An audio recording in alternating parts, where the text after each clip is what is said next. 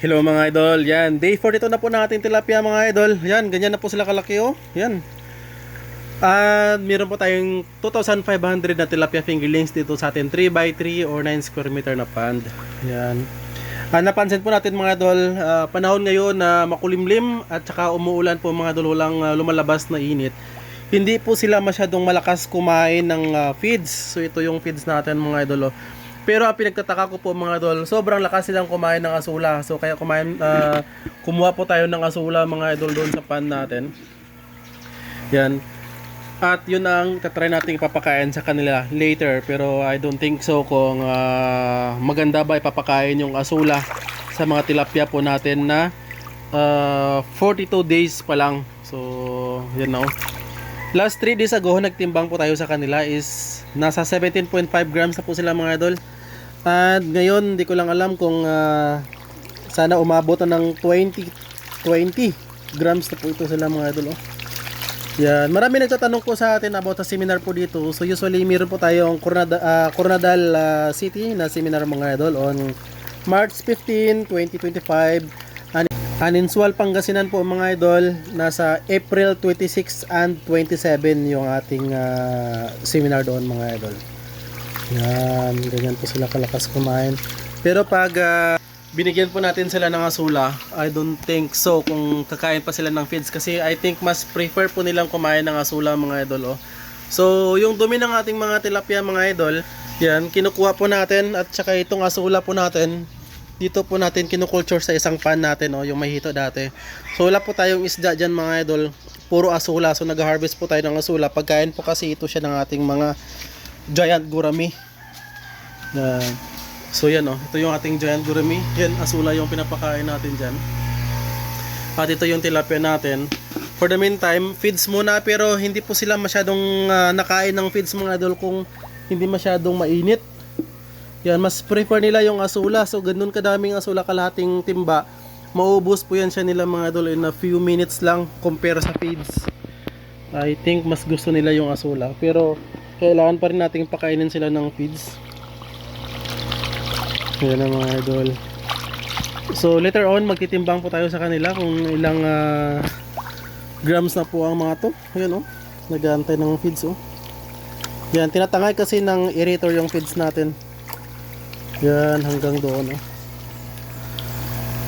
Yan. So, nakakaubos po tayo ng nasa 2,500 to 3 kilos per day po dito mga idol. Yan, yung sagad na feeding natin 4 to 5 times. Pero minsan nasa 2,000 kilos, 2,000 grams lang po mga idol, sorry. 2,000 grams ang ating napapaubos. Yan. Diyan na sila. So iubos na natin itong ating feeds. After that, papakain tayo ng asula. Yan, ito kasi napansin natin sa kanila mga idol, kapag makulimlim, hindi sila masyadong nakain ng mga feeds. Yan o. Yan. Uubusin po yan siya nila. Pero I think it takes mga 5 minutes pa po yan bago maubos. Kaunti lang po yan siya. Pero kung ilalagay natin itong asula, yan, mabilis na mabilis talaga sila makaubos itong asula natin. Ito yung asula. Ayan na, paubusin muna natin yung feeds nila mga idol at ilalagay natin yung asula. Sa mga nagtatanong po, LP200 po yung ating gamit na aerator. Yung isang aerator na LP100 hindi po natin nagamit. Backup lang po yan in case na masira yung ating LP200. Yan, and marami po nagtatanong kung ano po itong PVC sa gitna. Actually ganyan po yun siya, sa ilalim niya rin po mga idol. Para kapag nag-release po tayo ng sludge mga idol, dyan po papasok yung sludge, and pag nag-release tayo, nag-open tayo dan ng ano niya po, labasan, dyan na po siya magsasaksyon at lalabas na po yung sludge dahil umikot po yung tubig natin mga idol. Kapag umikot po yung tubig natin at saka funnel type po yung ating pond, dyan po sa pinakagitna po niyan ang mga dumi ng ating tilapia. Once na binuksan po natin dito po yan siya mag-i-exit. So nakabukas po tayo kasi kaninang umaga nilagay natin sa asula. Pero I think baka mayroon pang lalabas. Clear muna. Yun, itim. Yun na yun. Yun na yung dumi ng tilapia natin. Kung makita nyo po mga idol. Yun yung purpose kung bakit mayroon tayong PVC sa gitna mga idol. Na may mga butas-butas. para masaksyon niya yung azula. Dumi ng tilapia. Yan. So yung ating giant gourmet, nandiyan na, nag-change water tayo kahapon. Yan, day 42 na to mga idol. Yan. Hindi sila masyadong nakain ng feeds. Pero kapag mainit naman, ang lakas silang kumain ng feeds. I think malamig lang talaga yung tubig sa ngayon. And later on, papakain po tayo ng azula. Yan ang mga idol. So, 30 minutes after po natin magpakain ng feed sa ating mga tilapia, yan, start na rin po tayo magpakain sa kanila ng ating azula. Yan, ito yung ating azula. So, malapit na sa 1 kilo yung ating azula. Mabigat kasi may tubig pa to siya mga idol. Harvest lang natin. Ito yung ating ilalagay dito sa ating pan. Kung saan ngayong makulimlim is mas malakas po silang kumain ng azula. So, kahit 30 minutes lang to, maubos na po nila ito siyang kainin mga idol. Sa day 42 na po ng ating tilapia farming. Yan. Azula natin. Try natin ipapakain sa kanila. Yan, mas malakas po silang kumain ng azula kapag makulimlim. Yan.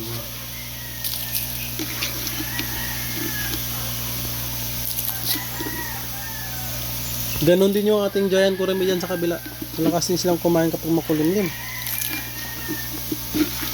Mahina silang kumain ng feeds. Yun ang napansin ko. Kaya yun, dahil may azula tayo, itong azula lang muna ang i-alternate natin papakain sa kanila. Yan. Yan o. Nag-start na silang kumain. Pero busog po sila ng feeds. Yun nga lang, di sila ganun katakaw kumain ng feeds. Yan. Naubos na yung ating azula. Yan. Mga 30 minutes lang po, ubos na po yan sa nila mga idol. Bilis lang. Diyan na sila. So at least dito sa pagpakain natin ng azula, makakatipid po tayo dito sa feeds. So may alternative way tayo ipapakain sa kanila. So if mag-click po ito siya at saka sobrang lakas po nilang kumain ng azula during kulimlim na mga panahon, yan, ito yung ating papakain sa kanila. Pero we will monitor kung maganda ba yung growth nila with azula or with the feeds. Pero I think itong azula mataas din po sa protein. And we have still 80 days remaining until na mag-harvest po tayo. So kung nasa 17.5 3 days ago yung weight ng ating tilapia, sana po mga idol makakuha man lang tayo ng at least 200 grams ang ating average body weight sa ika 4 months nila, para meron po tayong nasa 4 pieces to 5 pieces 1 kilo na tilapia dito. So dito po mga idol, before na-harvest po natin, nasa 332 kilos dito lamang na 3x3 pond yung mga unang batch po natin. So ngayon po is nasa 7th batch na po natin ng ating tilapia dito na culture. Yan o, super intensive. Yan o, mabilis lang. Yan o, kumakain sila ng azula o. Kasi kung parati silang kumakain ng azula na mabilis, ito na lang papakain natin always sa kanila kapag makulimlim. Yan, I don't think so. Bakit kaya medyo mahina sila kumain ng feeds kapag makulimlim or umuulan. Pero may bubong po yan sa mga idol. Oh, yan o. Yan, meron pong UV plastic yung ating pan, kaya kapag umuulan hindi po siya direct na babagsakan ng ulan, kaya pwede pa rin tayo magpakain. Nga lang mahina po silang kumain kapag malamig ng panahon. Please do comment mga idol kung sino po may idea bakit malakas silang kumain ng azula, the same time mahina silang kumain ng feeds kapag makulimlim. Pero kapag mainit naman po, malakas silang kumain ng feeds, the same time azula. Bakit kaya? Yan. Yan yung ating aerator. Sa mga nag-aano ng aerator, meron po tayong complete tutorial sa YouTube po natin, YouTube channel. Yan paano pag setup ng aerator para umikot po itong tubig natin. So ang pinaka principles kasi natin dito, yan, ilalagay natin ng aerator dyan para tutulak niya yung tubig dito. At the same time dito din na kanto, tutulak dito. Yan, ito na kanto, tutulak doon at saka yun. So ang ending, kung makikita nyo po, umikot yung ating pond. Tubig sa pond. At the same time, yung PVC sa gitna na yan, may mga butas-butas na yan sa ilalim. Kapag nag-open po tayo doon, nasa suction po yung mga sludge. So ganun po kadali siya mga idol i-manage. So sa sludge natin, hindi na po tayo nahihirapan magpa-exit.